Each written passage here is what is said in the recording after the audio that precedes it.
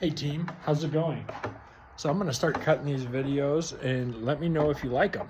So I just got done with a Zoom with some people from Mexico, and I started sharing this little tip. And there's no reason everybody in our community here in the US or wherever this is being shared should know the same thing. So if you know my story, social media was new to me when I started this because I was a police officer, military before that, works as a corrections officer before that. And social media was just something I never wanted a part of because I didn't want people in my life. Now it's a tool. Okay, some people start with ketones and they're like, man, I don't use social media. That's fine. But if you're looking for a tool that's free 99, it's the best tool you have, and you can brand yourself for free. We have people in our community who make money through Facebook on Reels sharing their ketone journey. So they are making money from Facebook and Prove It. So I'm going to go over the piggy bank method real quick. The piggy bank method is, think of a piggy bank. Okay, and as we use social media, our goal is to save money in that piggy bank, not to break even, to save money.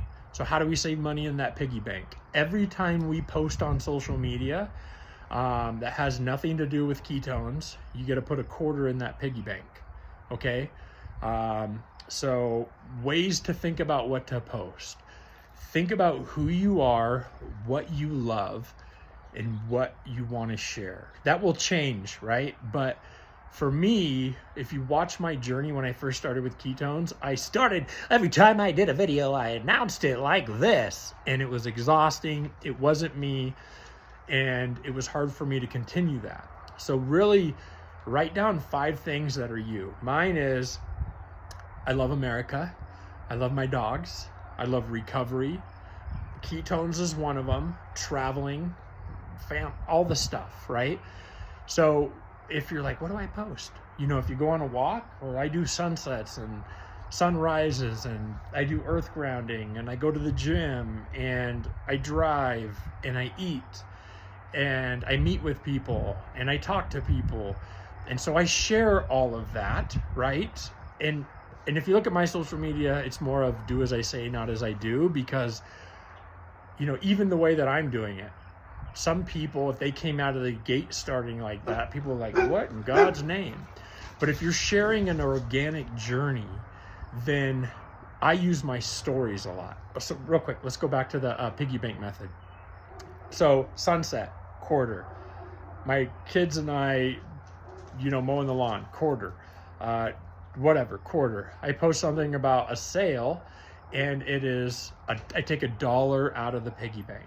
All right, so what this is going to do, it's going to organically create your brand, right? So when people follow me on my stories, I have a lot of people who love dogs. I have a lot of people who love guns. I have a lot of people who love the country. I have a lot of people who have made bad decisions. And if a small percentage of each pot of people are drinking ketones, I'm winning. I'm not running around shoving sales down people's throat. I'm creating a brand, and when people want what I have, they reach out. Or I create little triggers on my stories to have interactions. The biggest part is, though, if you're not interacting with other people, you're not going to be seen, right? So for one, you should never post and pray. If you think you're going to build a massive business by posting on social media, you're going to be here all damn day. You have to have conversations, and social media is just to get people to turn their head, right? And then we want to get them connected to the community, because if somebody says, hey man, I want to lose 20 pounds before my wedding, what if they just had surgery and it's not healing correctly? They start drinking ketones, it doesn't work, you didn't know this, and a month into drinking ketones they quit because you weren't invested in their journey. If you knew that they had some major injury, the ketones are probably going there and helping with healing, and it's not doing all the other magical stuff they're looking for. But if you're engaged with them and you know why they are drinking your product, this stuff happens organically. So use social media for what you're comfortable with. You do have to get outside your comfort zone. I mean, Zooms and lives and all these things that I never felt comfortable doing. I still don't feel 100% comfortable, but You'll have the little epiphanies along the way. You'll learn like, hey, I don't like doing that. Like, that's not me. And then you'll be like, oh my gosh, I could get used to this. And then a little bit of consistency will get you comfortable and go from there. Okay, we're 5 minutes in. The last thing is stories. I know there's reels and I know you can make money. I don't know all that part. So I'm just going to share with the stories. If you look at my stories, it just kind of tells the story of my day. If you look at when I post them, I do it in bits. So like I'll go to the gym. Sometimes when I'm at the coffee shop, I'm posting what I did this morning. So I just record a bunch of stuff, snip it into bits when I have time, and I just do what I can when I have time. So, and the other thing with stories is a lot of people engage with you on stories a lot more because they don't have to worry about what their friends think. So if you put you can just do stories for one specific person that you know continues to watch your story.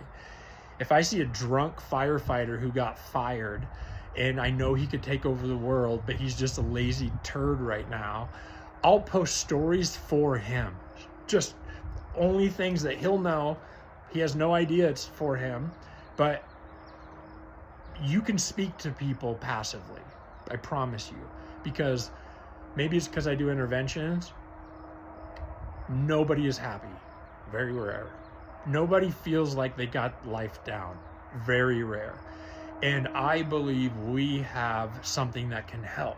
So if I show people the menu of what I can provide through my stories and through my social media, it's way easier because when these people reach out, they know what they're getting.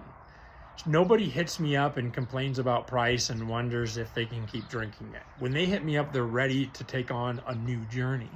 And if you start shining your light, right, and attracting the people that you want to work with, not placating the people who don't want this, the people who say they would like to lose some fat and get into shape, but they're not doing anything themselves to meet you at the table, you're not going to build a massive business with those people. They will come and they will follow you when they see success from the others. But this is a really true lead by example. And if you want to build fast, leading by example a little faster is the trick. And there's no way to fake that. Valerie, she's one of my favorite promoters. And she said, the one thing about Prove It that I've learned is that you can't hide. I think that's true. Especially when you get into rank 8, rank 9, going to legend, you can't hide.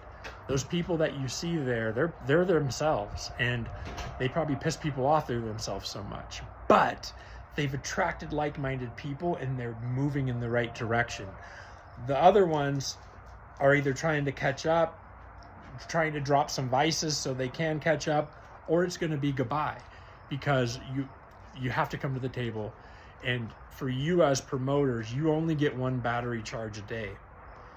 And when you wake up, that battery is starting to be depleted. And if you're not doing anything yourself to charge your battery throughout the day, you got to be careful with your energy.